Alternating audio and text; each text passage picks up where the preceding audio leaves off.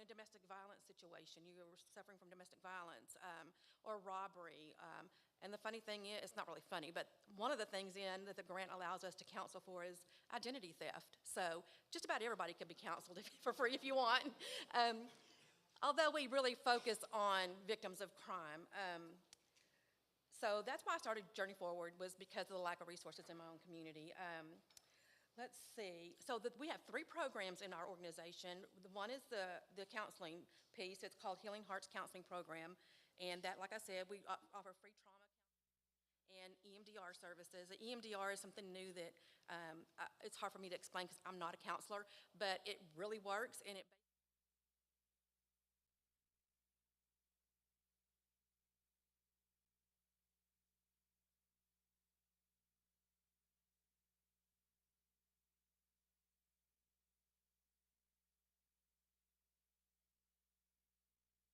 process their crime victim applications.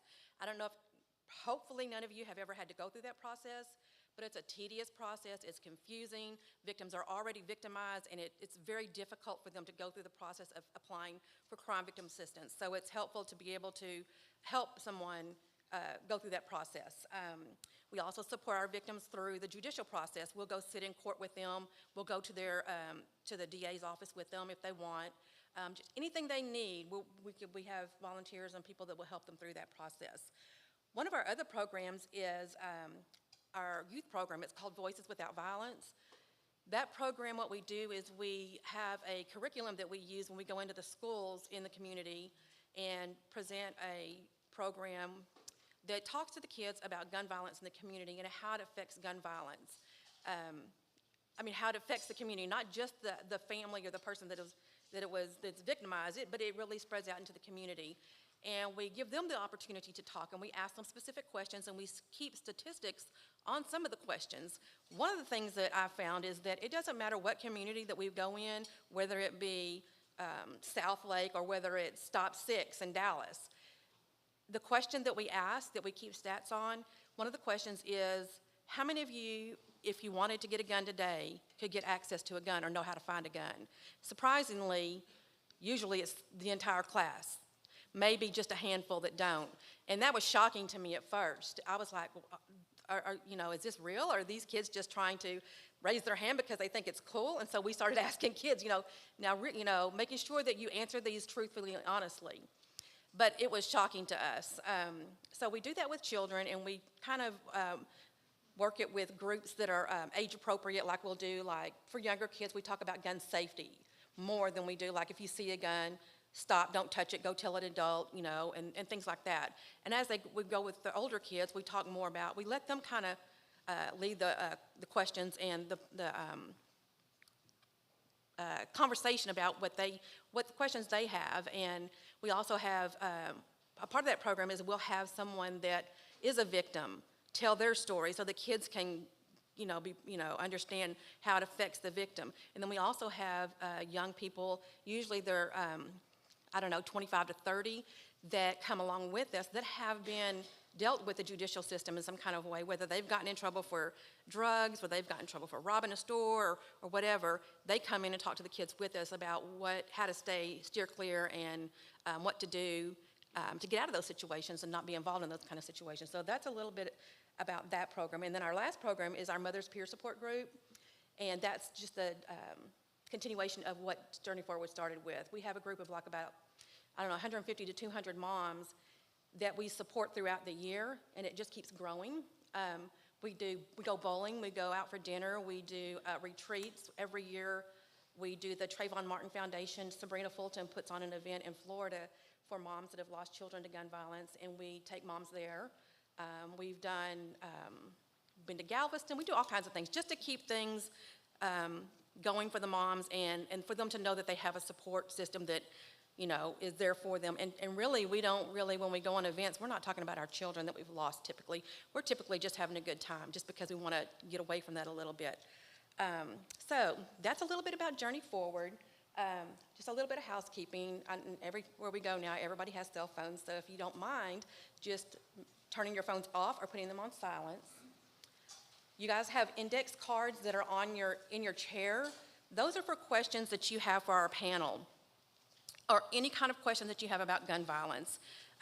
I don't know that we'll be able to get to all of them, but we'll certainly try to, and that's why I want to try to breeze through this whole first process. Let's see. Okay, so I'm going to introduce our panel, and I want to thank you guys for participating.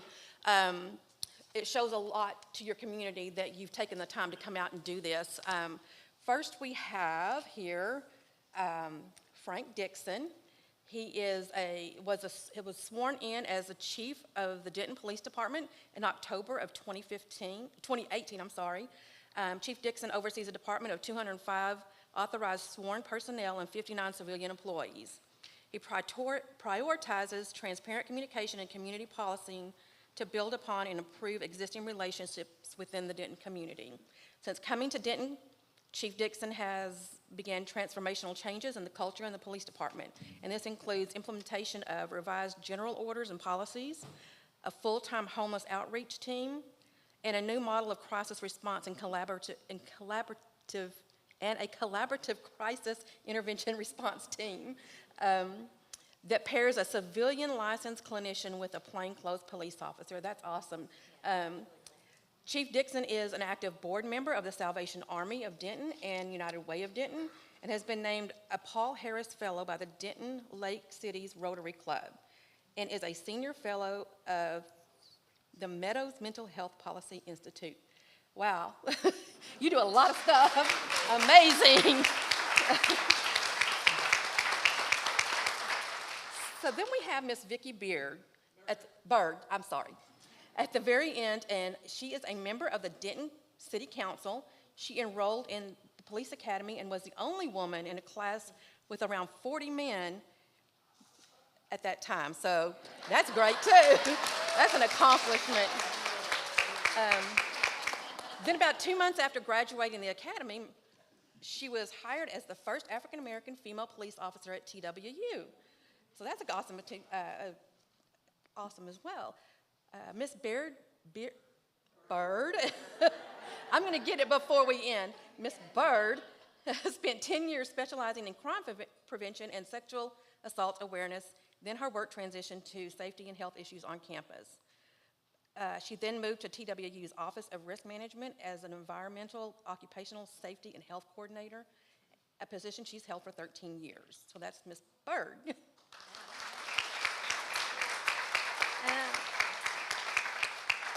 Then we have Jamie Wilson. He has served as a superintendent of schools for Denton Independent School District since July 1st, 2012.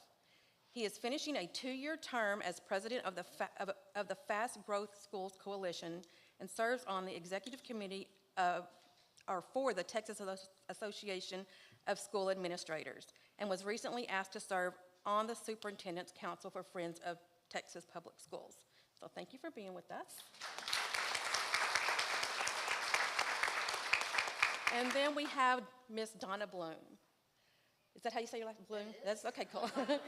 Okay. So she's the director of legal services at Denton County Friends of the Family, where she manages a team of attorneys and support staff who exclusively represent victims of domestic violence and sexual assault. She has also served as a staff attorney with the Texas Advocacy. Donna's 30-year professional commitment to ending violence against women and children has included a host of roles with the Family Place and New Beginning Center, including victim advocate, community educator, and executive director of the Women's Center of East Texas. So those are your panelists for tonight.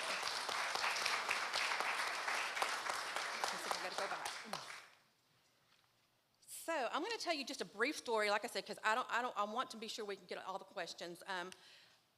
What happened with my son Corey, he was in an apartment at a friend's house in Houston in 2013, and they were just doing nothing, just visiting, and somebody that they did not know came to the door, knocked on the door, and asked for somebody that didn't live there.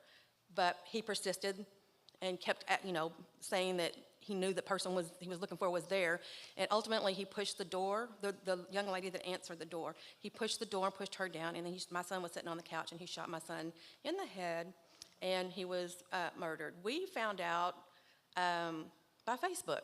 This is how we found out that my son was murdered. It was late in the evening. He was in Houston. and we were in Fort Worth. And so it's just getting that kind of news. I mean, you just don't, it's just, you don't know what to do. So we frantically went to Houston, and ultimately he passed. And so that's a little bit of my story. I don't want to go, I mean, I could go into detail and tell you a whole lot of stuff that happened. The person that killed my son had just been taken off of an ankle monitor. Should not have had access to a gun. And that's one of my biggest concerns, is how we get rid of the guns in the community that are just community guns that people can just get access to. So that's a little bit about my story. And I want to ask Donna to share a little bit about her story. She's also been a victim of violence. So I'm going to ask her to share a little bit of her story.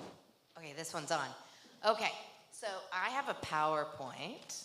How about that? Nancy and I talked about it. And since I'm an attorney, I like to throw these things together. So is it going to be working up here, back behind y'all? Nope? Okay. So you can just swing to the next slide. Oh, yeah, exactly. Okay. So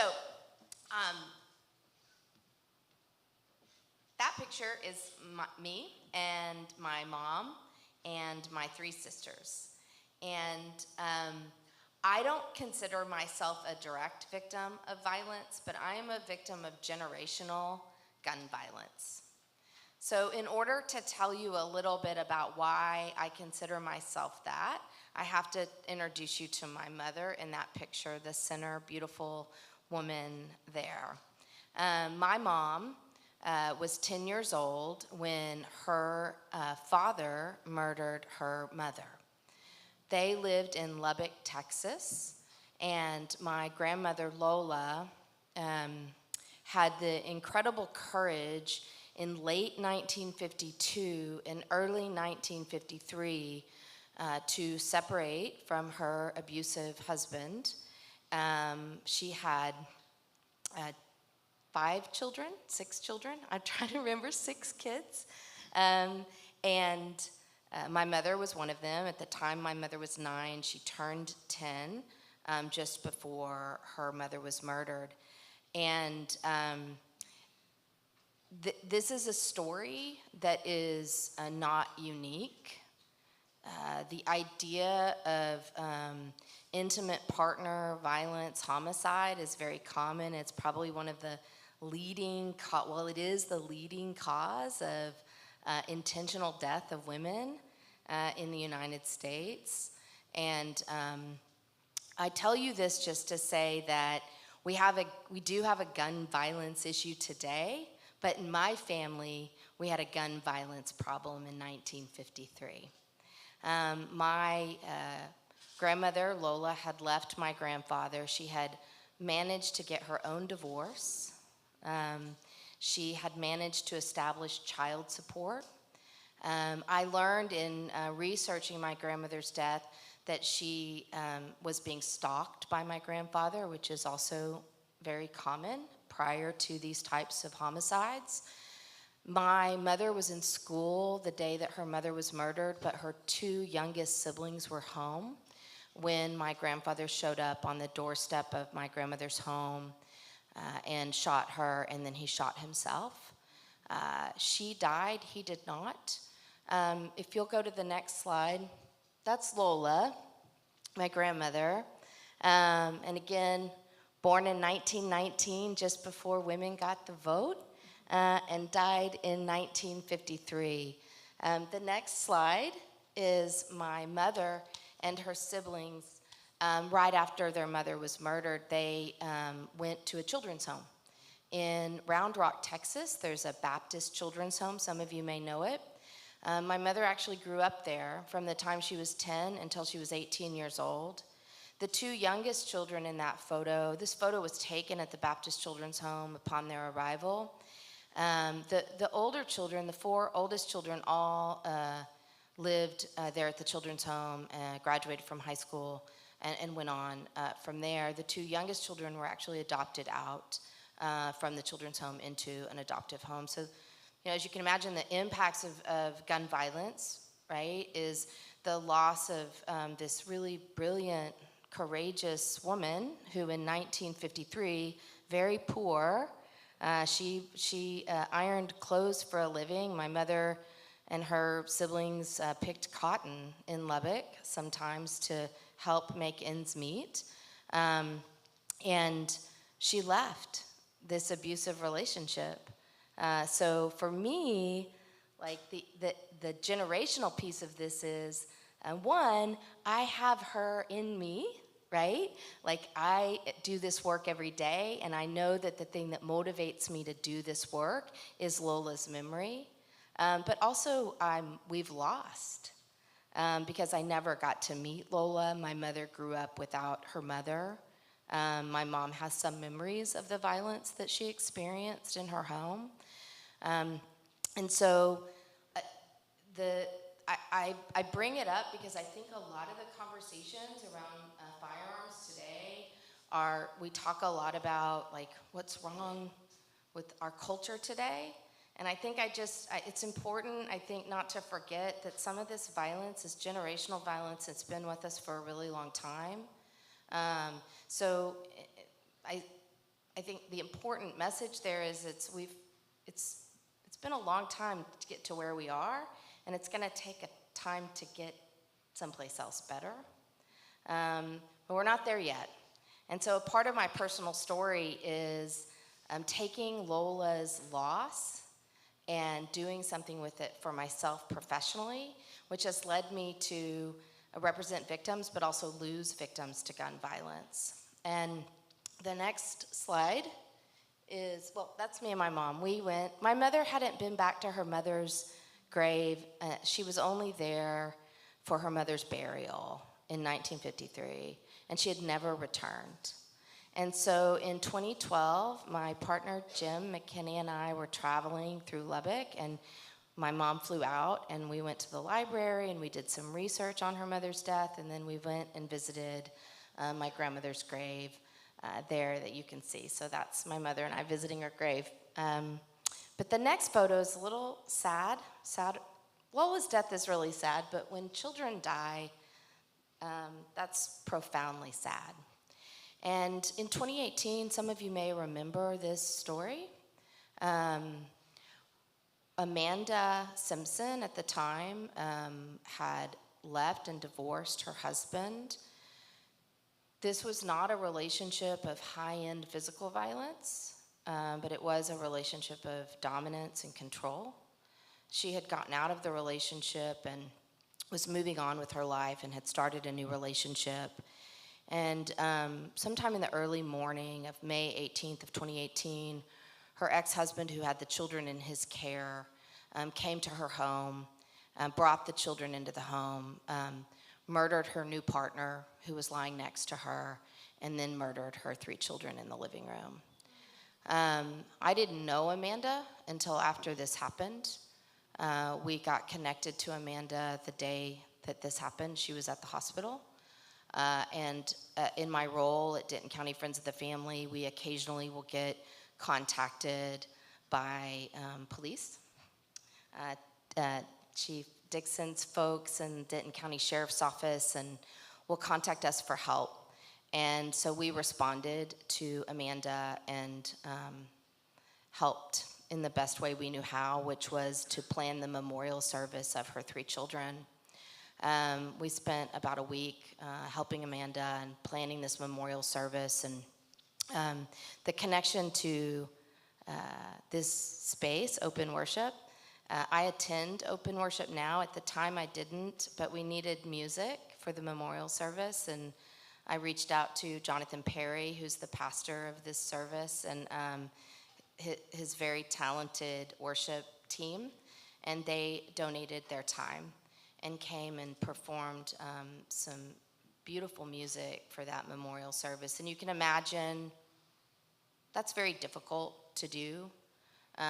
Most people don't really they kind of don't want to talk about this, right? But this is a very real thing that happened here in Denton County, and it will continue to have the generational impact that Lola's death had on me.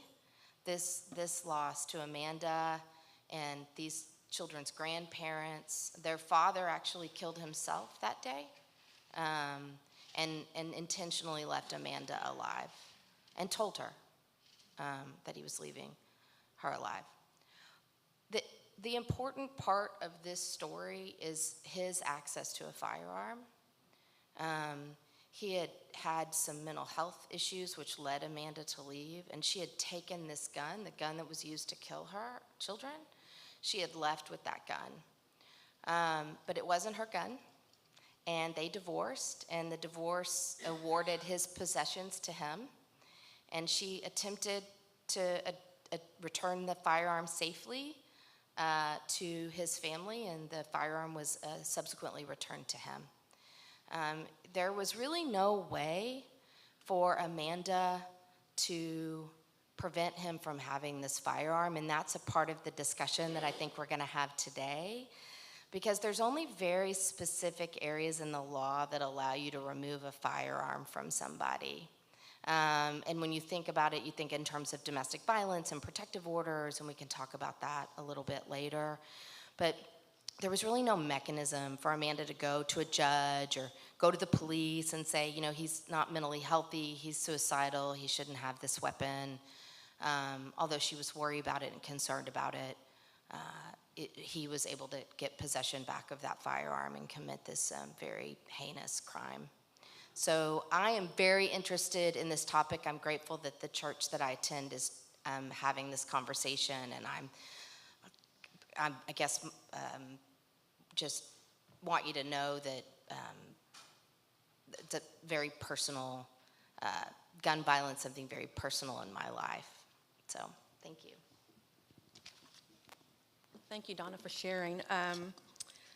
So we live in a nation now that continues to face a pandemic of gun violence. Time and time again, we are heartbroken by the news of another mass shooting, and it's not only the high-profile mass shootings that we must work to prevent, but it's also daily community gun violence in which many more lives are lost each day. As our families and communities and country reel from terrible daily tragedies, we must vow to change our culture and policies and to stop the cycle of gun violence. We should be able to live in our homes, send our children to first grade, pray in our houses of worship, shop in our local malls, and walk through our streets and neighborhoods without being shot. A few stats to think about, and also to remind you guys that if you think of questions, go ahead and write them down on the cards, and we'll have somebody pick them up. But firearms are the second largest cause of death worldwide. Every year, 117,345 people are shot. Then 40,620 of those will lose their lives. The Center of Disease Control and Prevention reports the state with the highest firearm mortality last year was, guess what? Texas. According to the World Population Review, the U.S. is ranked #1 globally when it comes to gun ownership. They say that there are 200 million people, but for those 200 million people, we have 350 million guns in our communities. That's a lot of guns. I don't know why we need that many guns. It's amazing to me. But so together we can take action in memory of those who died and insist that this never happens again. A few things that we can do to reduce the gun violence in our communities is vote. And if you're not registered to vote, you have the tables in the back to go register to vote. Don't only register to vote, but actually vote, because we really need people to vote to make these changes. Sensible gun laws. We need to vote for sensible gun laws and reduce easy access to dangerous weapons. We have to establish a culture of gun safety. And this might look like reducing firearms access to the youth and individuals who are at risk of harming themselves or others, like Donna was talking about the 3 children. Holding the gun industry accountable and ensure that there is adequate oversight over the marketing and sales of guns and ammunition. That's one of the biggest things I think that needs to happen. We hold everybody else accountable. We sue everybody for everything else. What makes them so different? Engaging responsible gun dealers and owners in solutions. And one thing that I want to mention is that although we have the right to carry and open carry in the state or in Texas, you can, if you own a business, a church, or wherever, you can post a sign and prohibit them to come into your wherever, place of worship or your business. Those, I don't know what the exact sign is or where you can get it, but there are signs that you can literally put out that say, you cannot come in our business or place of worship with open carrying your gun. So we need to, one thing I think about too is we need to insist on people who own guns, they need to be trained. You have to, you can't just go and get a car and drive it. You got to have a driver's license. You got to go through a whole process to get a driver's license.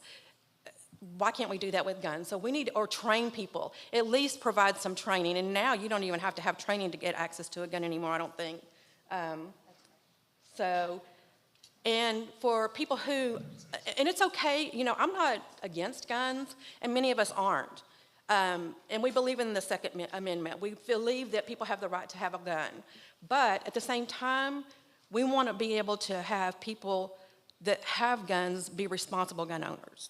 If you do have a gun, there are ways to make your home safe for your, children, grandchildren, neighbors, kids coming into your home.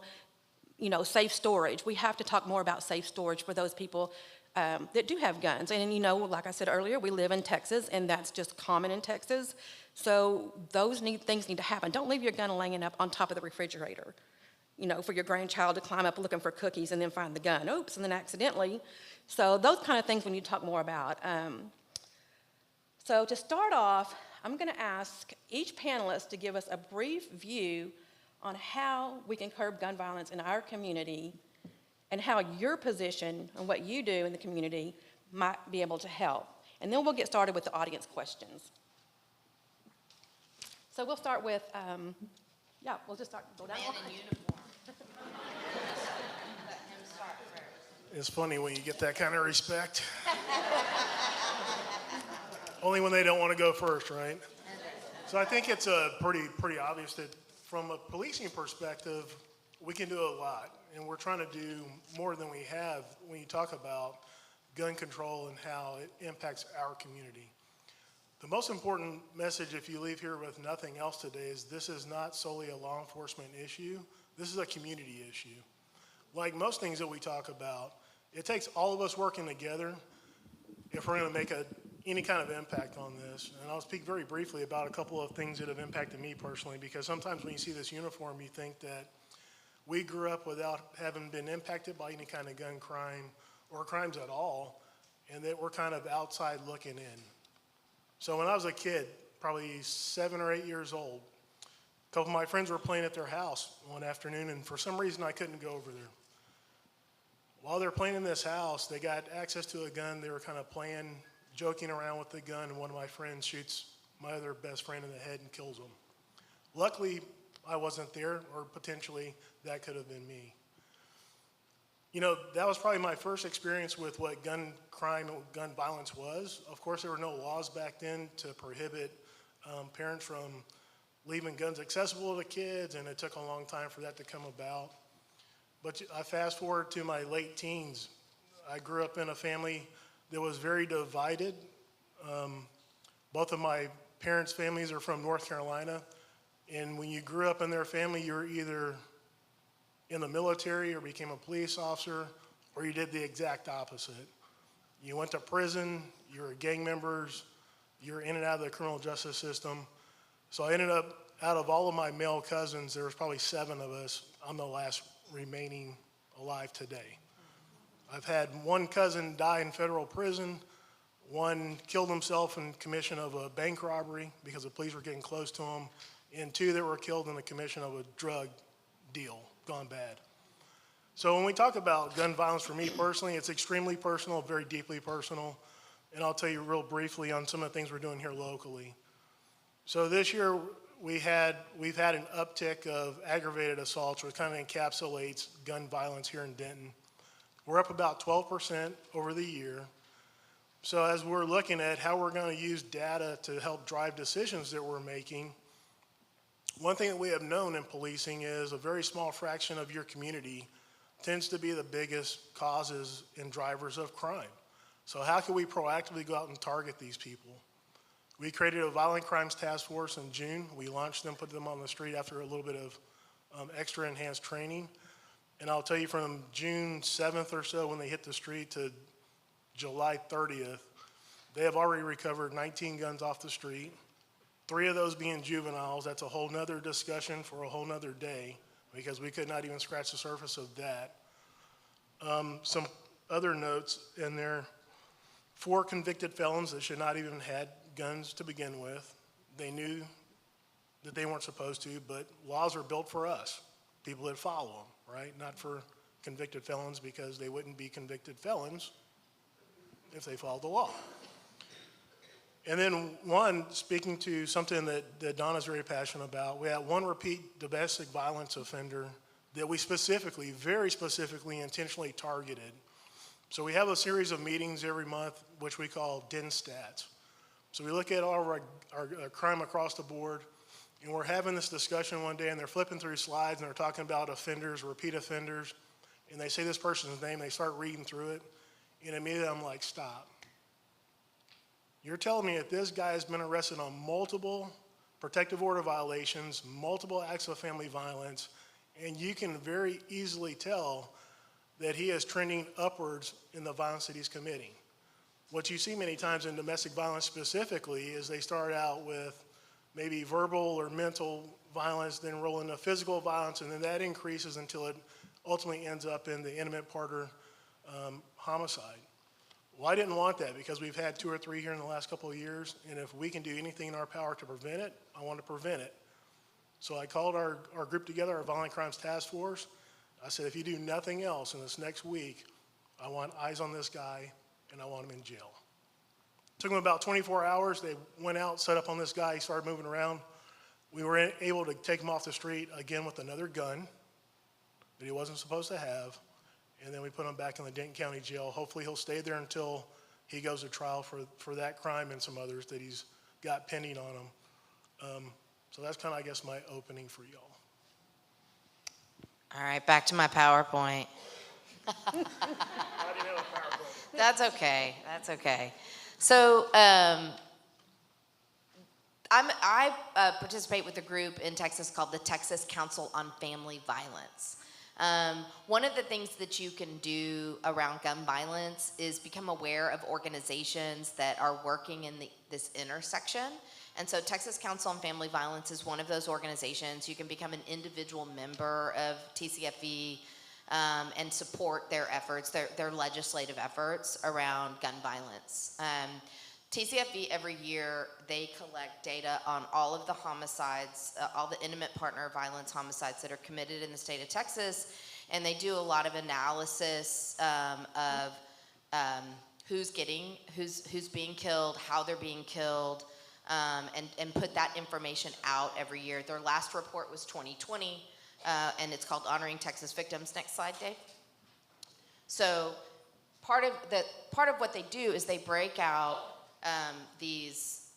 for every county the stories behind each of the homicides. And you can see here in 2020 the number of people that were murdered, intimate partner violence related homicides that occurred in Denton County. And you can't really tell in this slide, but do you see Diane Kramer is in blue? She's the only homicide victim that wasn't a firearm. So every other person that was murdered in Denton County in 2020 was murdered with a firearm. And I think probably the homicides that Chief Dixon has referenced, most of them were firearms as well. So next slide. In their 2020 analysis, they found that 67% of victims killed in the state of Texas, firearms were involved. So this is a major issue then for solving gun violence related issues is, when you're trying to treat a disease, you have to first properly diagnose it so that you can come up with proper solutions. And so understanding that obviously proliferation of firearms is an issue, but who has firearms, who has opportunity, and then who may commit these types of crimes, like Chief Dixon was talking about, with recognizing this escalation and this person that may have access to firearms and putting some attention on that person. It's very, very important. The next slide, this is very important. Did you know this?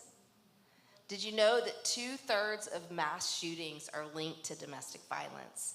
Either the mass shootings are perpetrated by someone who is committing like a family-side where they're murdering like the Painter children. So, anytime you have more than, I think it's 3 or more people murdered at one time, is it 4?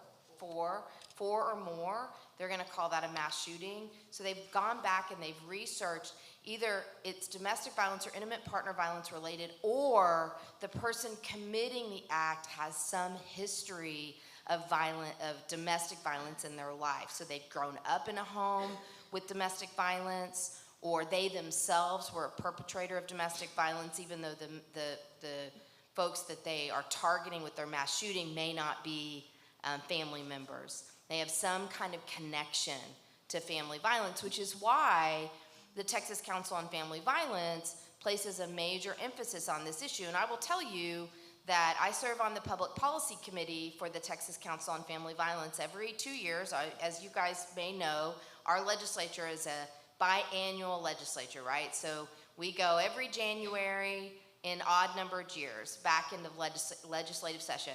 And as long as I've been participating with the Public Policy Committee, we are attempting to bring legislation related to guns, firearms.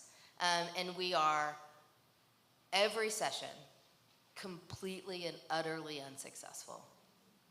The last thing that we tried to do in the last session, and I'm telling you this so that you understand the climate and the challenges around these issues, because what we were trying to do in the last session was simply mandate counties of certain sizes to formulate a plan for gun surrender for those family violence perpetrators who should not have guns, or protective orders that have been issued. So if there are people out there that are on probation and shouldn't have a firearm, or they are under a protective order and shouldn't have a firearm, we want counties to have protocols, discussions, and dialogue around what that surrender looks like.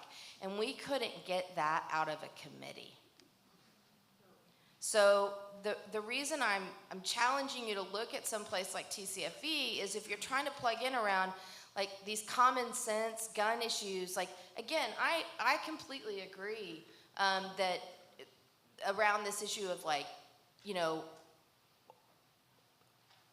good people having guns. I'm not trying to victims ask me all the time, should I get a gun? Maybe I should get a gun to protect myself. And, I can't advocate one way or the other, right? I tell them that many battered women that get firearms end up using them and then going to prison, right? So I correspond with a young woman who in her 20s was very seriously battered, and she defended herself and shot and killed the father of her child, and she's doing 30 years in TDCJ right now, and she's been there now for 18. So, it's complicated, like the getting and access to a firearm and not having to be trained to have one, and not all the things that we've done in Texas. So in that last session that I told you about that we couldn't get that issue out of committee, the major issue that was passed was getting rid of like the concealed handgun license and not having to be trained and not having to have a license to open carry and things like that. So it was almost like the opposite direction that we were going in. And I do a lot of the public policy for my agency, and so legislative folks will call me while these things are going on, and they'll be like, what's your position on this? What do you think about this? And we were working so hard just to kind of keep those things in place, because in a protective order, it will say like, you can't have a license to carry. It's going to get revoked. Well, that's gone. So we don't even know, we don't even have that mechanism in place. So TCFE is a really good place to connect to around this gun violence issue because there's such an intersection with domestic violence. And I would really encourage you to do that, because they do a purple postcard campaign every legislative session, and I'll try to bring that to this community. where they will send postcards in to help support the issues related to domestic violence in Texas. And we'll be back with hopefully some gun-related, firearm-related legislation in the next session that maybe we can get past a committee.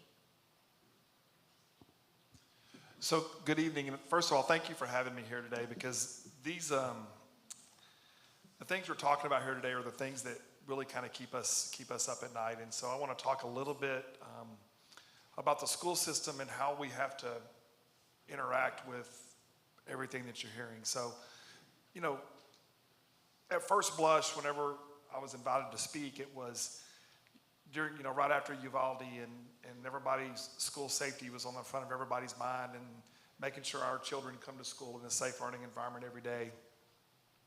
And I think, you know, that for sure is a priority, but I think there's also this 2.0 level that a lot of people don't really think about.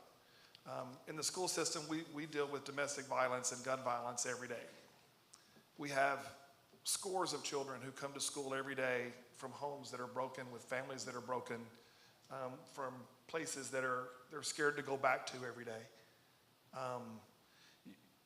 And our teachers have to just dig down deep and help to repair some of that. When we lose children in our community to gun violence, that impacts scores and scores of other children in our classrooms, and our teachers, and other parents, and other people within the community. When one of our children loses a parent to domestic violence or to gun violence, that impacts them from now on. And so while the external world is focused on safe and secure schools, and understandably so, there's this other piece that we've been doing for years in supporting our children in our local schools that are dealing with these issues. So I think it's important that we recognize that in our community, we have very good resources to support people in those environments, from Friends of the Family to the Advocacy Center to other nonprofits that work through that. But at the same time, some of the legislation that you talk about advocating for, I appreciate good policy, and I appreciate trying to get some things done, but those decisions are made in November when we vote. And it's going to be very important that if it is an issue to you, that you make it an issue when you vote. If it's an issue to you that you support public schools and addressing mental health needs for our children and for our teachers, that you vote for people that support those things. And don't be afraid to talk about that. It doesn't have to be an R or a D. You can ask the question about, what do you support?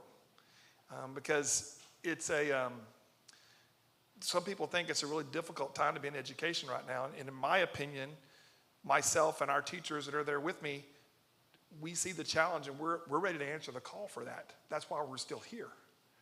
And our teachers recognize the importance of making that happen. So I just want to talk about that 2.0 level first, about the level of support that's necessary when things go on in the world, because our kids bring that with them every day. And then the second part, I don't know if everyone recognizes how blessed we are in our community, in our city. We have an individual in our school district that's an employee of the Denton Police Department, City of Denton, and Chief Dixon and I have breakfast periodically, and we were just talking one day about how can we do a better job of making sure that we have really good collaboration among both of our entities, the school district, the police department, safety, security for our students.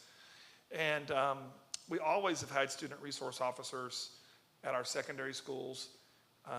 You know, for us in Denton ISD, you know, we make up 17 different communities, so it's not just the city of Denton. We have Corinth, we have the Sheriff's Office, Little Elm, Aubrey, Providence Village, Oak Point, Crossroads, part of Ponder, part of I mean, you name it, we've got part of all of them in Denton County. And we brainstormed a little bit, and while we've always had a good working relationship for student resource officers, and there's always been a supervisor in the department, you know, we just brainstormed an idea to have a lieutenant level position that the school district pays for, that's at the table when Chief has these meetings like he talked about earlier. And we started that, and that's the coordinator of all of our safety and security for the school district, and works with all of our intergovernmental agencies, from the town of Little Elm, to our sheriff's office, to the city of Corinth, and that person helps coordinate all those things.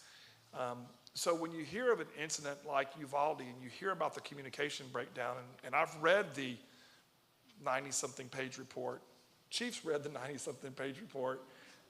I read it as soon as I could get a copy of it. He emailed me, called me, said, "Do you have a copy of that report?" I said, "I just got it." He goes, "Okay, I was about to email you that copy of that report." So we talk about those things and the importance of working together and being together and doing some things to keep our children safe. And you know, nobody wants to get involved in all the training and all the different pieces that we go into for that. But that's just the physical piece and how that all works. And then on the other side, it's training our teachers and our counselors about how to recognize things that we need to be made aware of, and how to say something to someone about that.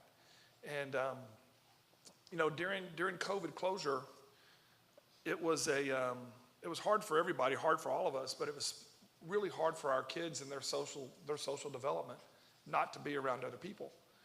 And so we partnered with some nonprofits, and we went feet on the streets to deliver food to our kids' doors, just so we could get eyes on our kids.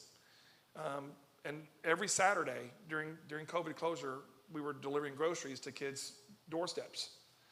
And every Saturday afternoon, or certainly quite often, I would have to contact the city of Denton or Corinth, or somebody say, "Hey, will you do a well visit at this address? Will you do a well visit at this address?" And so we just kind of had this system in place about checking on our kids and our families and what goes on with regard to that. I mean, I go knock on a door at the mobile home park right behind Ryan High School, and I'm knocking on the door, and I hear these little feet on the ground in the mobile home, right? You can hear people running in there, and you can hear them talking, shh, you know, shh. And then I look, and there's a lock on the outside of the door, right? And so it just indicators of things that we work through. So I didn't even wait till later. I said, "Hey, can you send somebody by just to check?" And you know, of course they ended up being okay, but we don't know how long they were in there by themselves. And I think we left them 3 or 4 bags of groceries that day, right? But the point is that I'm trying to make here is we work really hand in hand on the safety and security part within schools. And then on the mental health side, we really work hard to try to make sure we have resources and support in place for our students and our teachers as they work through it. Quite often, our teachers give so much to their classrooms and so much to their kids that they too are victims of domestic violence when they get home, because for some reason someone thinks they're not giving enough at home. And those things are real, and we have to continually work through that. So. I'll share. Thank you all for having me here. The other part of the introduction is that I did move on from Texas Women's University, and I had always wanted to be a teacher anyway. So I bravely went and took the teacher's exam, went through the alternative certification program, and I became a teacher. I thought I was going to work with high school kids, but I ended up in elementary school. And I worked for, fortunately, Denton ISD. I had a chance to get on with this excellent program for Denton ISD in its special education department, and I became a special education teacher. And so not only being a special education teacher, I specialized in the behavioral program that's there. So I work with the little ones that had behavioral issues, which was quite challenging, but also very rewarding, because that allowed me to mold and form some opinions with kids between the ages of 8 and 11 or 12 years old as I got ready to send them to middle school. And I would say, "You guys getting ready for middle school? Middle school doesn't treat you like elementary school." You know, so I would have that opportunity, and that was so rewarding for me because I knew that my kids had to make it. They had to make it. And As a matter of fact, I'm still keeping in touch with a couple of them. I think they're about 21, 22 years old now, and they'll call me and check on me. Ms. Byrd, are you okay? So yes, I'm okay. So I retired from Denton ISD in 2019, and I was piddling around. It's something about education where retired teachers tend to go back to be substitute teachers. It's kind of like a drug, a habit, or something like that. You got to be around the kids. So I started subbing, and one day somebody tapped me on the shoulder and said, I think you'll probably be a good city council person.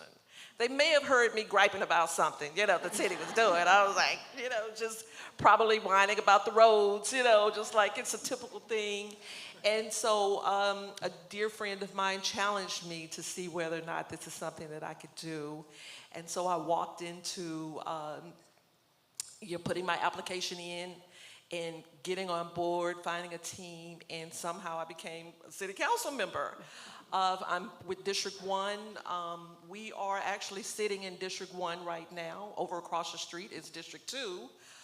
So my area covers the area between from Texas Woman's University over to the big church over on University, all the way over through to the landfill, all the way down to Swisher Road, very south deep near the Ford House, all of that, and on back up to I-35, up to Dallas Drive, back up on Locust. So it's a large district. It is the center of the city.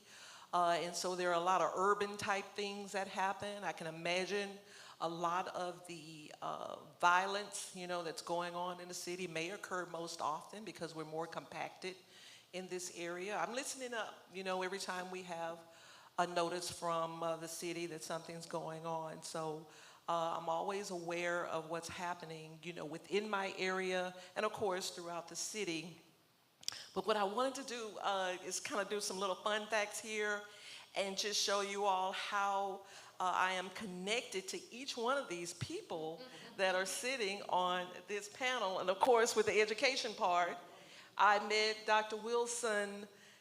Probably won't remember this, but it was a long time ago. It was in 1997 when I met Dr. Wilson. I had to meet him and Dr. Bradswell because my mother was an educator, and my mother wanted to start a charter school up here.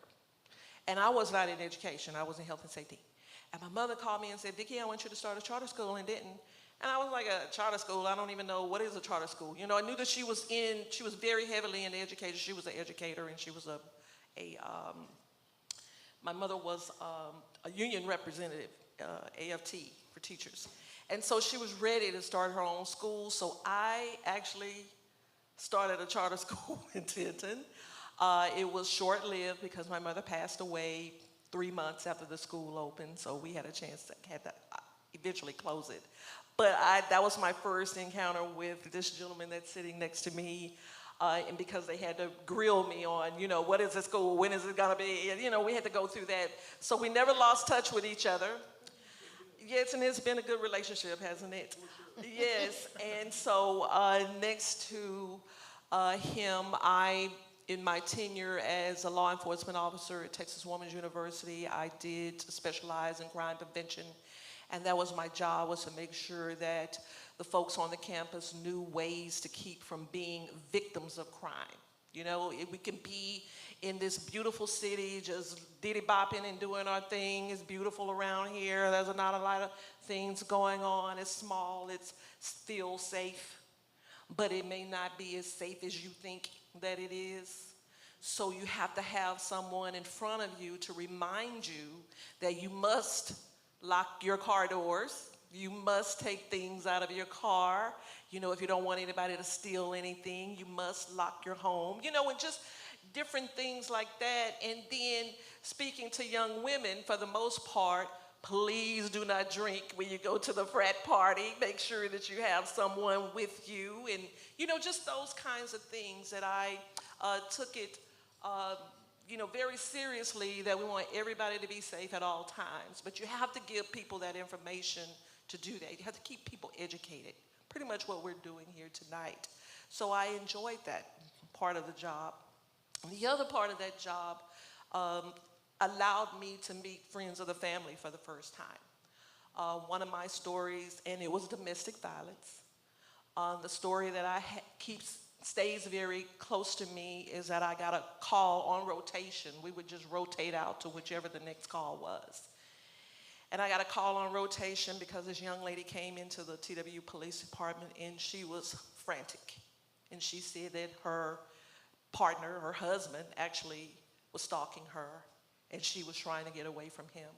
But she needed to go and pick her daughter up from daycare. And it was my turn. I had to take her to the daycare that was over here, over off of Elm Street. I think this is Soho Beauty Salon now. It was a daycare center at the time. And I had to take her over there. You talking about heartbeat really fast. Like, okay, I'm gonna be looking around for this guy and I might have to do something, you know, that I'm not necessarily planning on doing, but I committed to the fact that this is something that I could do. And it has to go very deep, that when you commit to the fact that you could take somebody's life, if you have to, then you will, under whatever circumstances. So we had to go and pick that baby up, and we did it for 2 days in a row. We knew that she was gonna be safe, or we were hoping that she would be safe in the center, but they had to get home. Their home was located over here on Rudell. And those apartments over there are Rudell and University Drive. So I would drive her home. She's just nervous as a chess cat. I gave her the information about the friends of the family that can help her and to go ahead and start that communication with friends of the family. I went on vacation, Thanksgiving vacation. I have been keeping in touch with this young lady, and I got a phone call from one of my peers, one of my law enforcement officer peer, and he told me, Vicki, you know the lady that you had been helping, she's been murdered. Her husband killed her at those apartments. And that has stayed with me. That has been over 30 years. And I think about that. I have an opportunity to think about that as I'm driving down Rudell, because I live over in that area. I have no choice but to pass those apartments up almost nearly every day. And that stays with me, that what else could I have done to assist her? But I was out of town on vacation with my own family, and I couldn't protect her. So friends and the family and I had gotten very close. Whenever there was a situation that occurred, we'd get them over there to friends of the family. So that's my connection with Ms. Bloom. Police chief, I just met him a couple of years ago, you know. And after I met him, I was one of those groups. I belonged to an organization here in town, and we had an opportunity to go and meet all the potential chiefs. And, you know, you're saying your niceties and saying hello. But I know that when we walked out of there, us girls talking, and you know how you just kind of gabbing with each other, walking to the car, we had already made up in our mind who we wanted to be the police chief, so we were very happy that he was chosen. But now, as he knows, I've given him the charge as a city council person, that we definitely want to make sure that we hire the right police officers. We have a lot of things going on out there, and we got a lot of folks that need some jobs, and we have to fill those positions. Or they do, have to fill those positions. And I'm always hoping amongst hope that we're really putting the right people in the job. Because these police officers have gained a reputation for not being very fair in some ways. But I definitely want to make sure that he knows that I will support him in any kind of way. And I've already told him, whatever you want, I'll try my best to give it to you. You need 15 police officers? Okay. Whatever you need to make sure that this city is not only safe, but his law enforcement officers are also safe. Just like he said with teachers, there's a lot of mental health stuff going on with teachers. They need support. They don't need to be railed against, because it's very hard being a teacher. I know, I was in the hardest classrooms. I was in the hardest classroom, I think. You know, just getting kids that don't know right from wrong yet and bringing them into the fold by the time they're 10 years old and have them to understand what morality is and right from wrong and pushing them ahead. That was my job. That's my job right now. And so I just want to let you know that I am deeply connected to this community and with the law enforcement, friends of the family, our educator here. I think it's very important that we just stay together, speak the same language. And now as a city council person, I've gotten the question, well, what you gonna do about this? And what you gonna do about that? It's hard to answer that question because city council members have their own guidelines and rules and things that they have to follow, which is to develop ordinances. And a lot of times those ordinances and things like that come out of the inquisition of the people. So if anyone wants to have something done or to do something different, they go to their city council member and they ask their city council member, would you all please take a look at this issue? And then what we do is we take that issue to our peers, and if our peers agree to talk about it or put it on the table or have it researched, then that information goes over to the city, because the city is going to eventually, city manager's office is going to eventually have to pull something together for us to vote on. So we don't make all the rules. It's just not coming off the top of our head. Someone asked me to pitch something that's coming up. I said, okay, I'll pitch it. I don't know how it's going to work, but that's my job, is to make sure we put it on the table. So then that's the part of what city council members do. If you have an issue that you'd like explored, contact your city council member. Our emails and our phone numbers are right there on the website. And I will meet with you wherever you want to meet, or we can meet at City Hall, and you all can tell me what it is that I need to know. And I will make sure that it is spread out amongst the fellow city council members, and then that information may or may not go to the city to do the research on it. And then you have the city manager's office. They are the ones that do all the administrative work. They are the group that literally takes care of the city. They are the big picture thinkers. The city council people, we just are in there trying to talk for the people. But then it goes to the city manager's office, and the city manager's office it's a group of people that does the administrative work. They're the ones that give the city council options. We have option 1, we can do this. We have option 2, we can do that. Or we have option 3, which is we can do nothing. How are you all gonna vote for the people? When I'm sitting on the city council, I'm thinking that whatever I'm thinking and whatever I'm saying, the people that voted for me agrees with me. That's where my headspace is. So I've got to make sure that I listen to all angles. And if you've ever watched a city council meeting, you'll notice that I'm generally the last one to speak, because I need to know everybody's opinion. I don't jump out and be the first one to say whatever I think, because it may be irrelevant at the moment. But if I can hear from a conservative side, a liberal side, a good side, a bad side, an upside, a downside, now I got an opportunity to say what I need to say based on how I figured it out. And then I'll vote on it. Whether or not it's the right vote, I don't know. Whether or not it's the wrong vote, I don't know. It's me having to make that decision based on what I think that my constituents would want me to say. So with all of that being said, I feel like I'm very well-rounded. I'm a very well-rounded individual, because I have seen it. I've been there and I've done that. I'm a 40-year resident of Denton. I have 2 daughters that are adults now. They both went to Denton High. Go Broncos.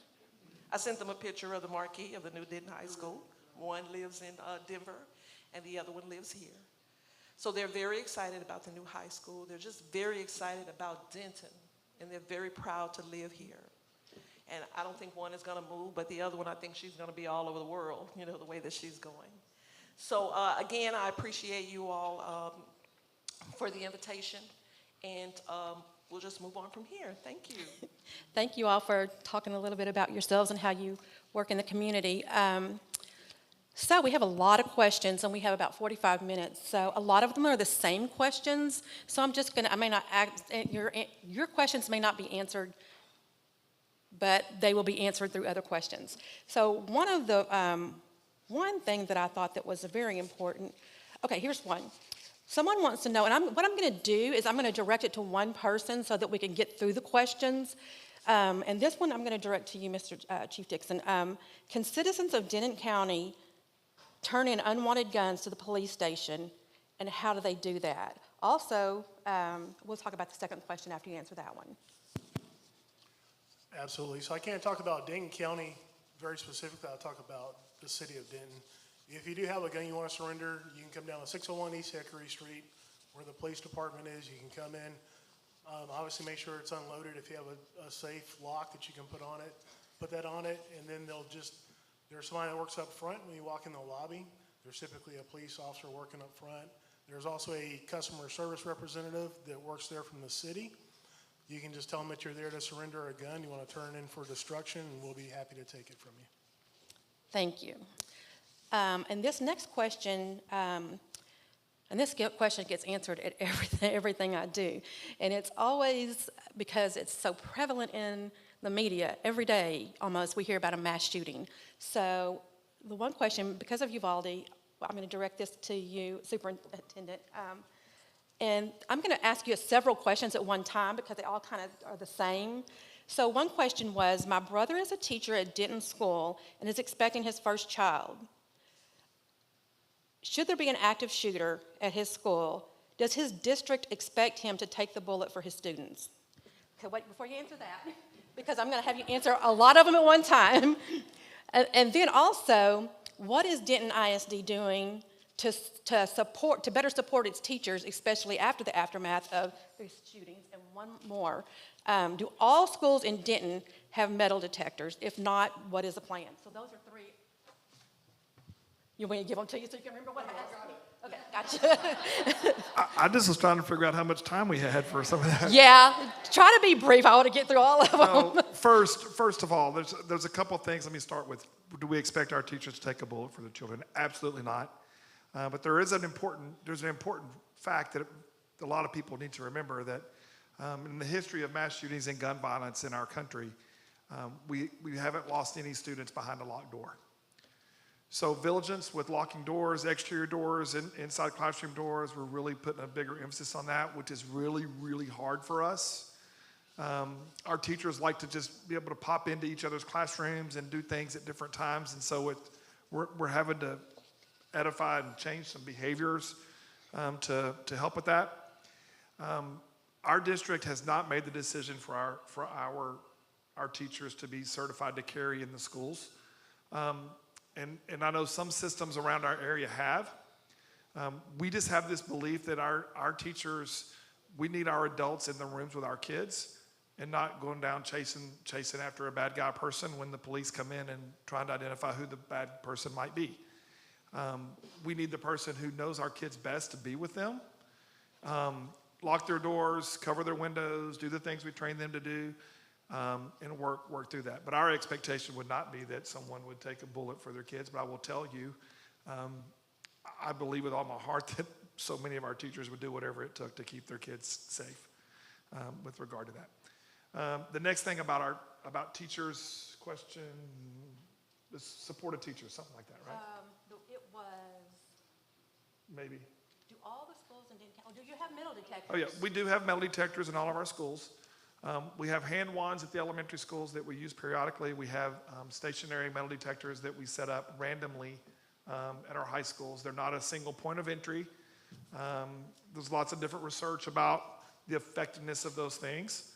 If you send everybody through one place or whatever. So we've had metal detectors in our schools since 2006, and just recently added in hand wands and things within the last 5 years. In addition to that, we have bullet resistant film on all of our exterior doors that for our entry, as well as key card access and buzz in to get to the schools. In our next rebuild, when we move Calhoun into the old Denton High, we will be able to really help with the safety and security of Calhoun. That's the biggest one that we have the most issues with, simply because we have buildings all over the place and we have to really work through that. In addition to that, in 2005, when Gower High School opened, I believe there were 12 cameras campus-wide. In our last bond election in 2018 that built the new Denton High School, Strickland remodel, Nettie Schultz, Newton Razor, and Calhoun, the new Denton High School, there was almost $50 million in that bond election for safety and security, which included camera upgrades and the single point of entry, once the school day gets started. And the new Denton High School has almost 400 cameras, just to give you a difference in where we've come in 15 years. With a couple things are just the cost of the technology and the ability of the lenses to be that much better. So some of the camera globes and things that you will see, that might have up to 4 or 5 different lenses in it that go in different directions, and are very much high definition as it relates to that. And then the last one was? It was basically, how do you support your teachers after Uvalde? Because I think there's a lot of mental health, there's stress of, what if it happens to me? So are there things in place for counseling maybe for your teachers? Yeah, so I'm going to answer that in a variety of ways, separate and apart from Uvalde. I'm going to go back through COVID to the COVID piece, and I think our teachers will tell you this, and our parents will too. Whenever we went through the 2021 school year, it was difficult because there was a lot of unknown for everyone. And then the 21-22 school year was probably even more difficult because everyone thought we would be getting back to some sense of normalcy, and then we were a week into school, and here the spikes come again, and we had to work through all those things. But part of what went into it for us, so I'm leading this under safety and security just in general as well as gun violence, was, we did not ask our teachers or our students in the summer of 21 to work any longer than they already had with regard to trying to catch our kids up. We knew we could catch our kids up and get our kids where we needed them to be once everybody took a breath. But asking everybody to work, not this summer that we're currently in now, but last summer, was not the answer for us.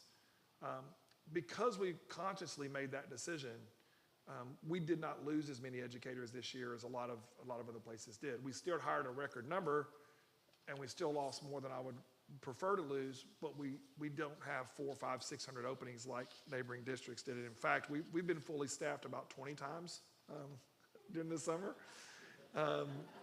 And we just keep working through that. So our district really tries to have a culture of support for our teachers all the way around. So we do have mental health services through our benefits department for our teachers. Part of the thing that we did 2 years ago was opt out of TRS Active Care for our teachers to be able to have options and choices for care, which includes a lot of wellness benefits, mental health benefits, as well as just health in general, that wasn't available to us in different forms of insurance. And so we were probably one of the first 8 districts in the state to jump out of that. And we're just getting started with that now. Really, we started 2 years ago, and we had a percentage of our employees take advantage of that benefit plan. And then when we had to make a decision, we jumped out and said, sure, we'll do it. And we jumped over into that. So I want everybody to know and really, really get that teaching's hard. I also will tell you, teaching's always been hard, right? It's hard. And the reason it's so hard is because the people who do it are mission driven, right? I mean, it's what makes them go every day for the people that they lead to learn. And when they don't get access to them, or there's people, taking shots at them or trying to figure out, it's really, really even that much more difficult. And the national narrative, this whole book thing that's got everybody up in arms, and it's just like, when are we going to support our educators for the professionals that they are? We've been saying that forever. And this is another example of just another chink in the trust and the armor of what they do. And we just have to answer the call for that. So I told you 45 minutes probably wasn't enough for these answers. But here's the part that I think is really what we have to work at as a community, and that is that, those of you that know me know I'm really big on grace and understanding and mercy and really trying to make sure that if I make a mistake that I apologize for that. Because I know I'm here for a short amount of time just in this world in general, and understanding where people are coming from. Just last week, I did the graduation speech for the doctoral and master's students at Texas A&M Commerce, and we talked about empathy and understanding. And people say, what is empathy? And empathy is not necessarily understanding and walking in somebody else's shoes, that's one piece of empathy.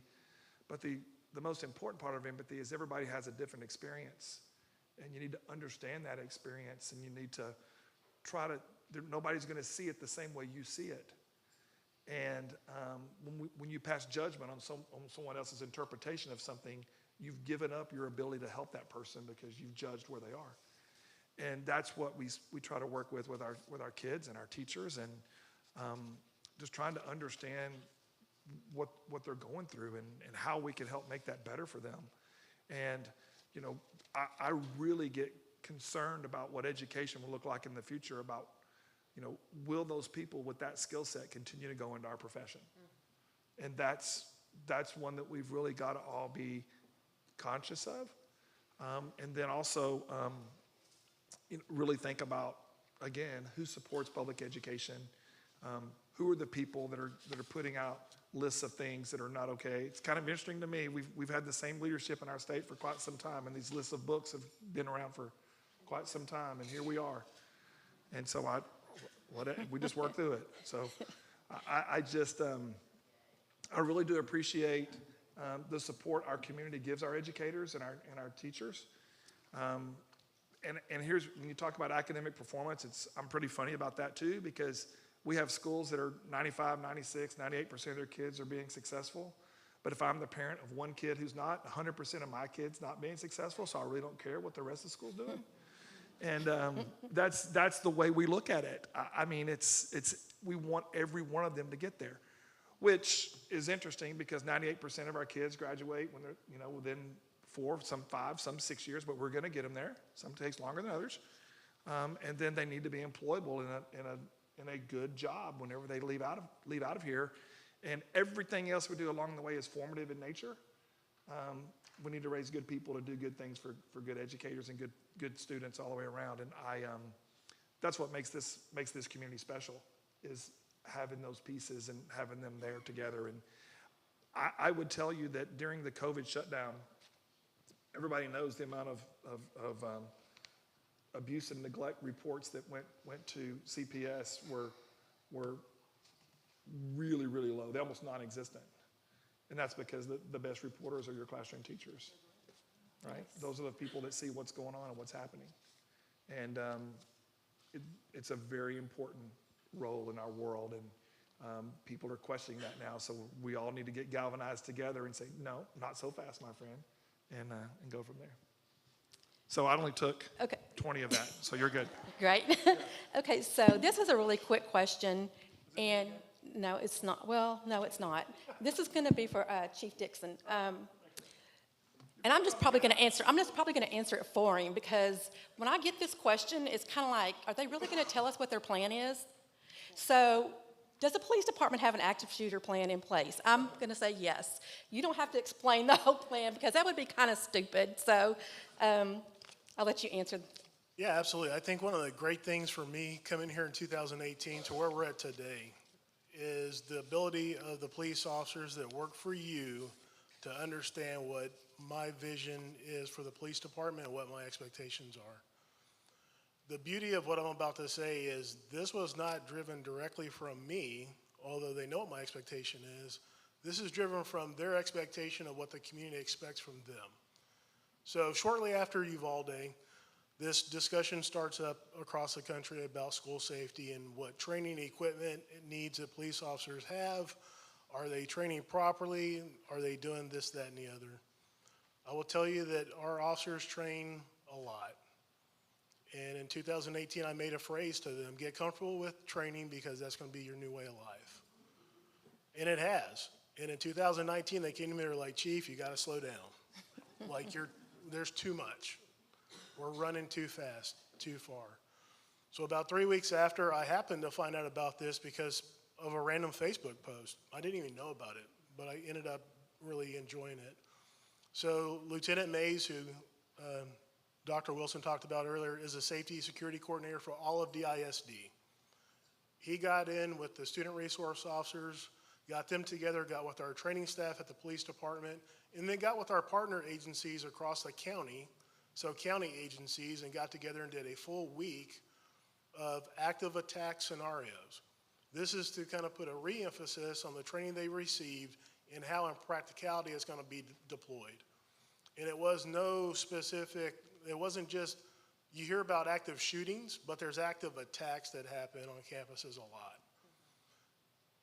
So for me to learn that they had put together this really comprehensive training for a week, utilizing schools throughout the district, different schools, not the same one, was really heartwarming to me. Because we're parents just like you. We're part of the same community. And I will tell you, you're very blessed to have a number of our police officers who were born and raised right here in Denton, whose kids go to DISD, and they are very, very passionate about keeping them safe. I think midway through this past year, there was a series of spoof calls going across the country about some active shootings going on at campuses, and it was really kind of rooted in trying to create some chaos across the country, and it hit us here in Denton.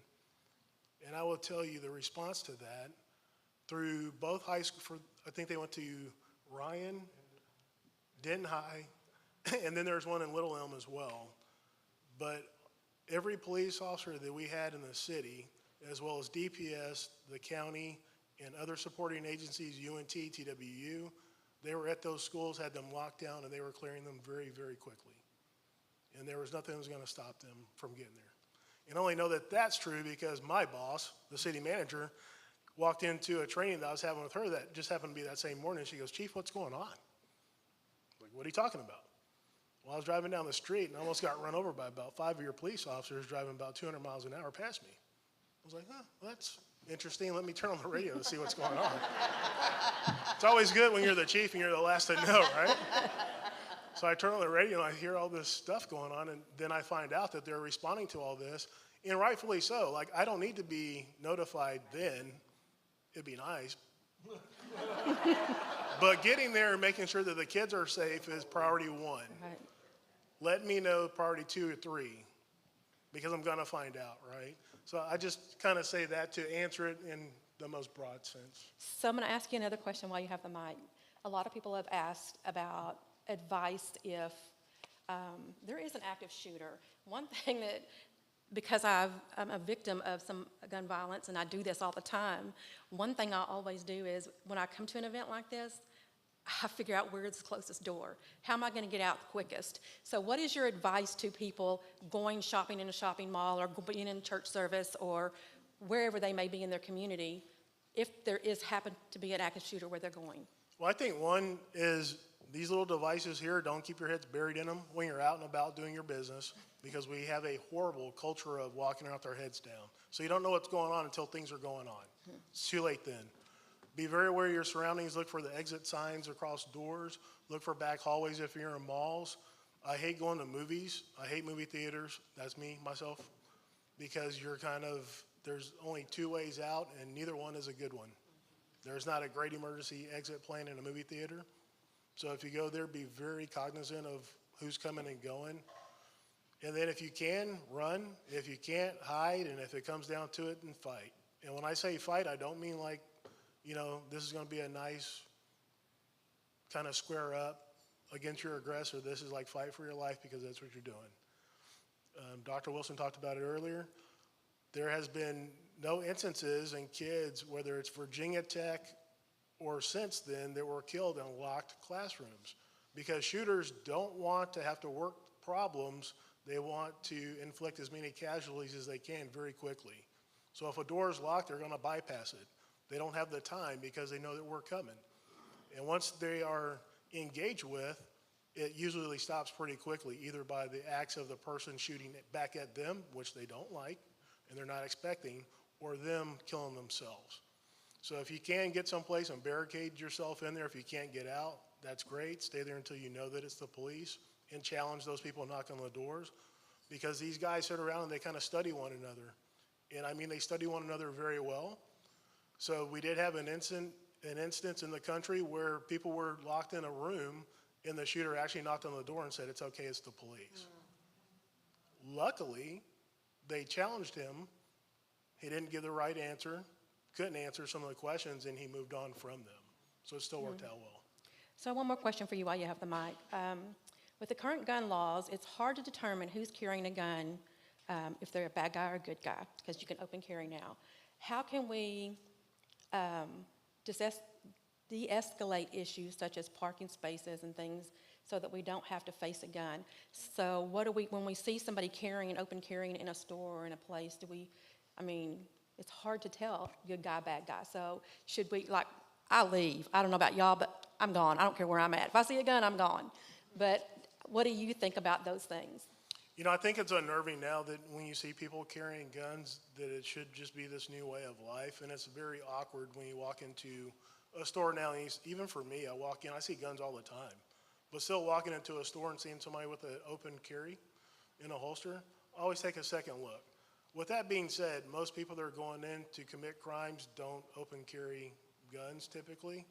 But I will tell you that if you choose to get a gun, because it is your right, and I'm totally for rights, make sure you train and train again and then train some more, because when it comes down to protecting yourself or those that you love, you have to be committed already mentally, and it has to be muscle reflex, muscle memory physically for you to be able to do it. And the last thing you want is to then give somebody that's looking to do you harm another instrument by which to do it, because you don't know how to properly retain your holster, your gun in your holster, or you're not just ready to deploy lethal force on someone else. And then the part about driving, so many road rage incidents across the country where people are getting shot and killed. You know, I carry at least one gun with me everywhere I go, at least. People cut me off, I let it go. If they say hi to me with one finger, I let it go. It is half. I think they're saying good day and in a good way. But it really just, it's not worth it, because you don't know what that little thing is that's going to really cause someone to snap, and, it's not worth it. So if they want the parking spot that bad, they're more than welcome to have it. The extra 20 feet will probably do me good. So the next question is, somebody asked in the audience, and I think I can answer this one. I don't know that anybody, some of you may be able to answer. They saw a commercial that was sponsored by an organization called the Sandy Hook Promise. So they asked, did anybody know about Sandy Hook Promise? I personally know about Sandy Hook Promise. You can find out more about that by just Googling it. It's a really great organization. It's also, there's an organization tied to it called Everytown for Gun Safety, and they do amazing work with victims in legislation. They are on top of legislation. If you want to, support them, and the lady that runs it, I think her name is Poe Murray, I believe. They are in Washington, on top of those legislative people there. So they're a good organization. I don't know if you guys know about them. And then also we have another member of Moms Demand Action. They're also an awesome organization that they support victims, and they also do a lot of policy work in our community. So supporting them helps to change things too, also in our gun laws. So I answered that one really quickly. So the next one, and I don't know, Donna, if you can answer this or not, but this may be something you can answer. They want to know, how have our state representatives and senators voted in relation to legislation that you support to curb gun violence? And I'm guessing they're asking, what do our state legislation look like in that area of support? I can generally speak to, I can tell you about my experience working on public policy related matters and the conversations that we generally have. And so every 2 years when we start to formulate what our agenda is going to look like, firearm issues always come up. And generally the conversations about that, when we're getting educated about what the climate of the legislature is going to be in the next session, there's quite a bit of hopelessness, honestly, around moving any kind of gun legislation whatsoever. That would be considered limiting of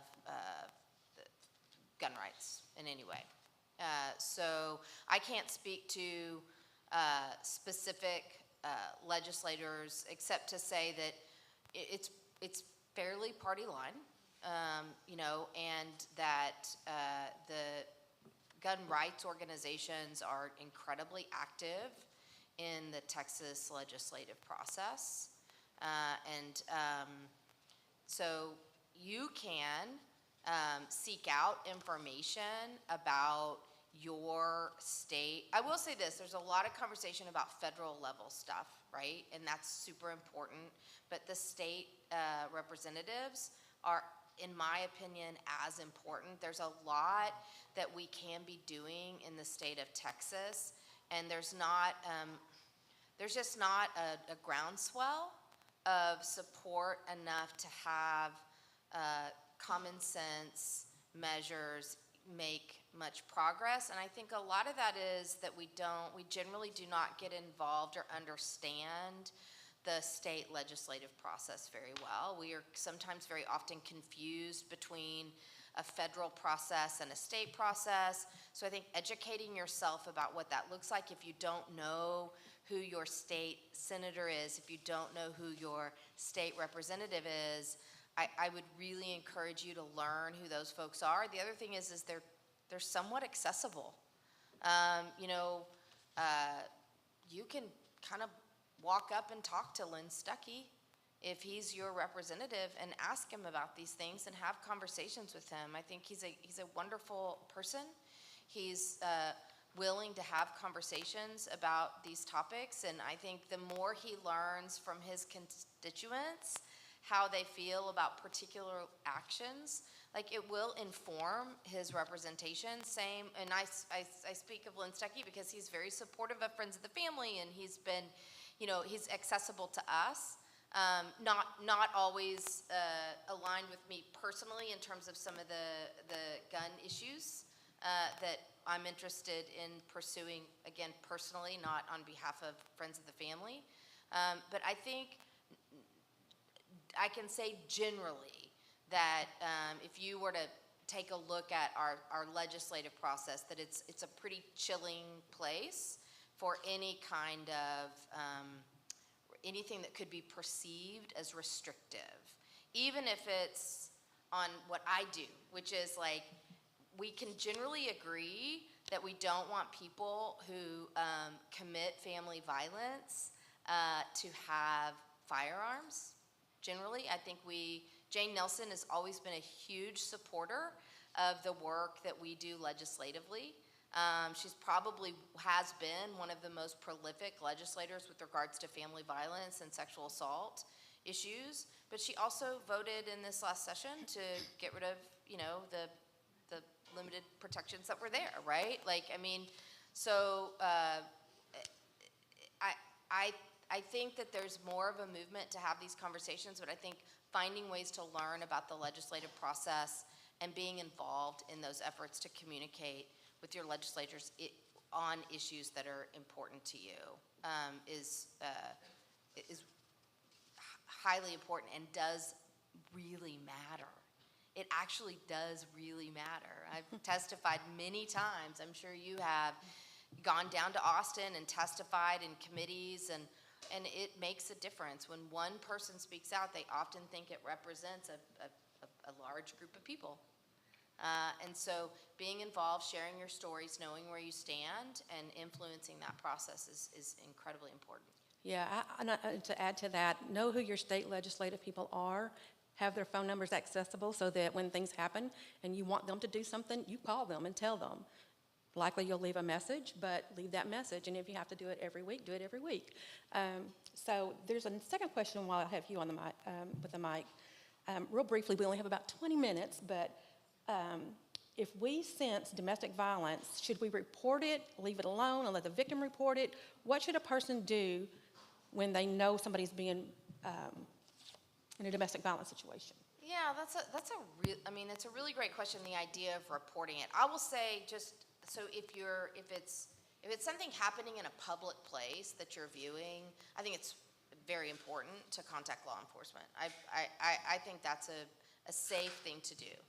I will say that if you're aware of violence happening in a private setting, like you have a friend or a family member that you believe is being battered or harmed, and they haven't necessarily asked you to contact the police, like it can be a very dangerous thing if you don't know if you're not aware of like what the agency of that victim is, right? Because if someone's being victimized and they're not ready, we talk about this in terms of what we call stages of change. So if you have a victim that's not really ready to self-identify as a victim, they haven't fully understood that they maybe are in that at risk or in danger, and you may see it, but they may not fully understand it.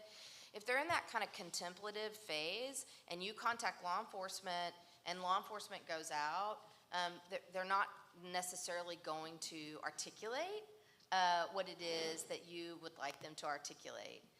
Now, on the other hand, I will say some of the things that Chief Dixon has done at the police department is incredibly valuable, even for folks that may not want to articulate an offense that's occurred in that moment. Because one of the things Chief Dixon did when he arrived at the Denton Police Department is he had every call or incident documented. And I think, and I'm sure it has impact in lots of different ways, but in family violence specifically, very helpful that law enforcement go out to a particular home, and the victim there may not be articulating a crime, but the police officer may sense that there's something very unsafe, and so they have a lethality assessment or a danger assessment tool that they can use on the scene. They also have booklets in collaboration with friends of the family that they are trained to provide a victim. So, I mean, it's never, I won't say it's like there's a always do this or never do this. I think you have to be like clear about what your expectations are of that person. Like, don't think that you're gonna call law enforcement, make a report, and it's all gonna be better. That she's gonna, or he's going to, convey all of these things, and they're going to be, leave that moment. I'm not sure that the criminal justice response is always the response that most victims want, honestly. And many people that are victimized never call the police. Right? Especially victims that the more privacy is important to you. So in our experience, people that are lower income may rely upon police in a very different way than people that are middle income or on higher socioeconomic places, because they've come to rely on police for multiple things to keep their neighborhoods safe. They have less expectation of privacy sometimes. Than they should, but many people don't contact the police. And so the criminal justice response is not always the only go-to. And so a few things I have to say is, if you believe that someone is being victimized, one, I think that there's potential interventions with the person that's doing the victimization. And we talk a lot about victims, and we talk very little about people using violence. And I think we have to shift our attention to people using violence. So for instance, with the painter children that I talked about, I think their father needed help. And I think that he needed people that had the wherewithal, I think, to sort of call out the concerns that they had, and be willing to ask him to surrender his firearm to them. So maybe that's an answer to the question too, is if you know that somebody who is an abuser, maybe, kind of having a conversation with them. Yeah, conversations with them, but also like, so a lot, the other thing in family violence very present is suicide. Is death by suicide. So, like, these issues are so private that sometimes we don't want to talk to people. If we know that it's happening, it's like it's their private business. I don't want to get involved. And I think finding a way to get involved, especially if we're talking about gun safety, about trying to find creative ways of removing firearms from people that may not be safe to have them. They're more likely to turn a firearm over to a family member who expresses concern about them having access to that firearm than they are to walk into the police department and turn a firearm over or to get rid of it themselves. If they have someone that's willing to say, man, you know, I know you've joked about killing her before, like I know you're joking about it, but I'm really concerned about you. And I really think, just so you don't find yourself in a bad moment, can we just agree for you to give your firearm to me for right now? And I'll keep it for you and keep it safe. We just don't really have those kinds of conversations. And I think we need more of that, more conversations with people around these issues that seem like things we don't talk about. So the next question I got, so I think this is just a general question and it's an opinion. So somebody asked if the NRA was good or bad. That's a personal opinion. So I'm just going to acknowledge that somebody asked it and everybody has their opinion on them. And so we'll go back to that one. Let's see. Is the pastor still here? I can't. Yeah. So you may want to answer this question. I don't know if you feel comfortable answering it or not, but somebody asked, what part can the church play in curbing gun violence? So I don't know if that's a question for, no? So maybe a question for you. I think, you know, my opinion, and you can walk on down if you want to answer, my opinion is that you come to church to what? Fellowship and worship. Do you need a gun to do that? No. Every church has the right to put a sign on the door that says, open carry is not allowed in my church. Now, I don't know about the concealed. I don't know if we can prohibit that or not. I don't know if that's law, but I mean, maybe having a conversation with your church membership about how they feel about it too. So I don't know, did you want to answer the question or no? Well, I would just say what we're doing tonight is certainly what we need to be doing. We need to be having these conversations and asking people to, I mean, because oftentimes we become very polarized over these kinds of social issues as far as, you know, gun safety and gun control laws and gun violence.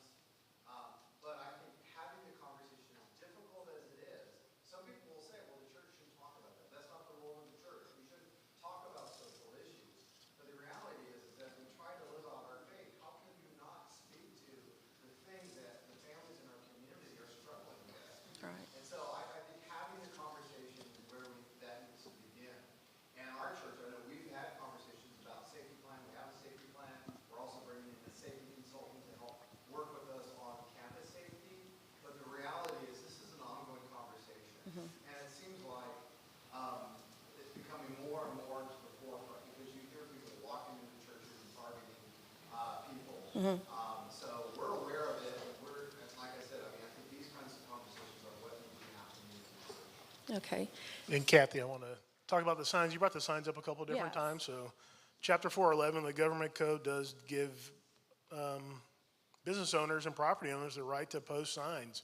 They're typically called 30-06 or 30-07 signs. So 30.06 or 30.07, they prohibit the carrying of firearms in businesses in certain locations. So that means either or, open or concealed. Correct. So you can so it's just- the you can- right of the church or the business establishment. Right. So there you go. That's a good answer. So we have about maybe 10 minutes.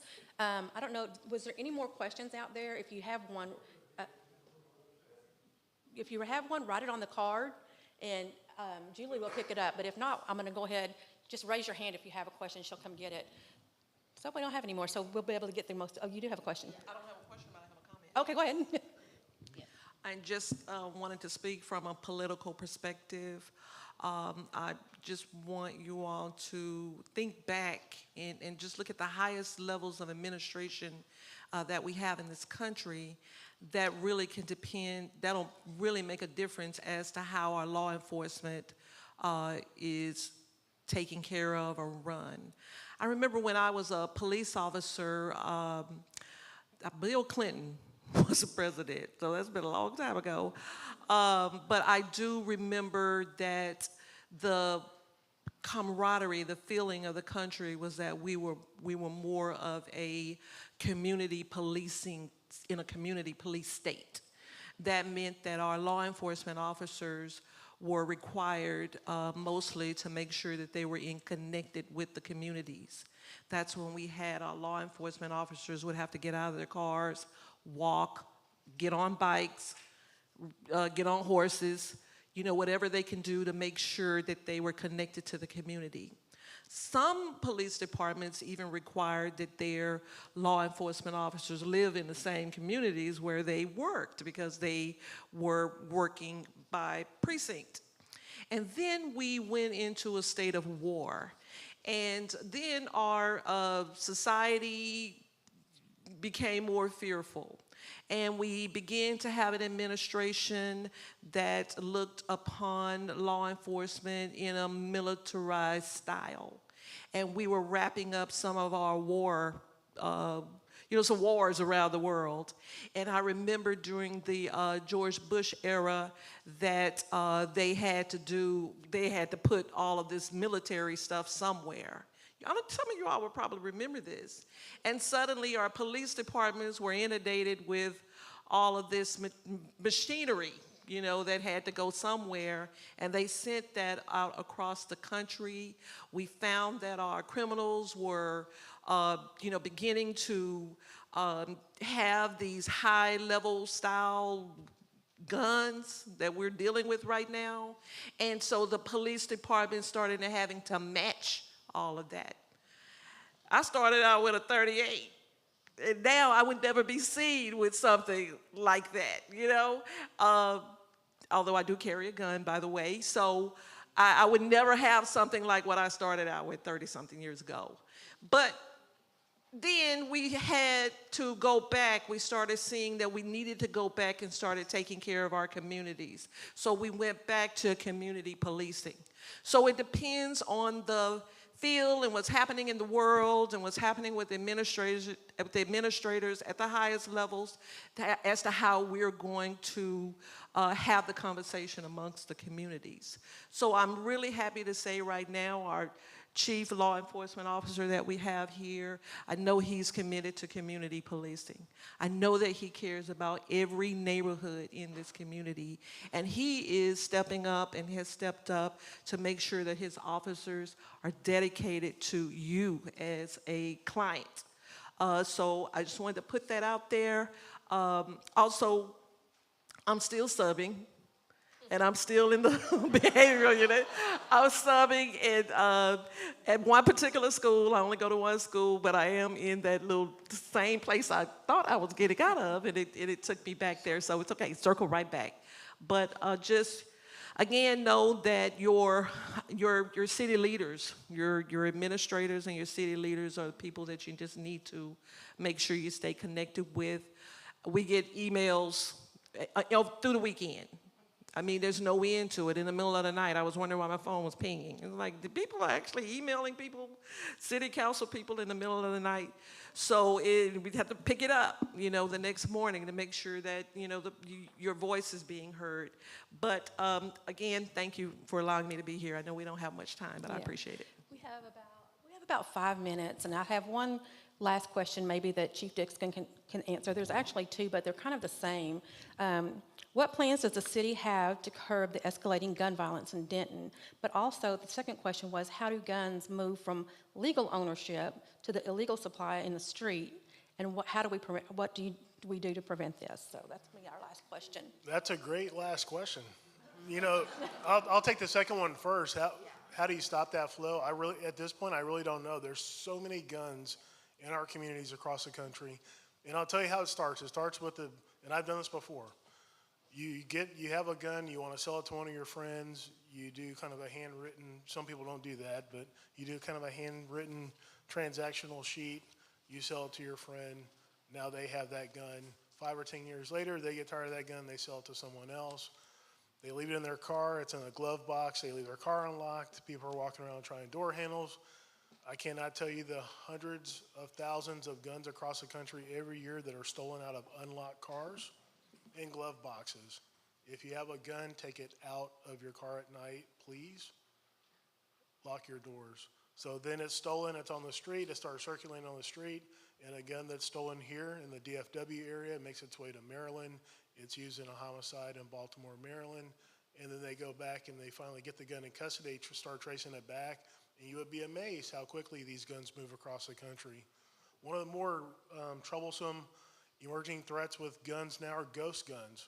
These guns are made, 3D printers, if you're smart, very easy to do, relatively easy to do. They're hard to trace because there's no serial numbers on them.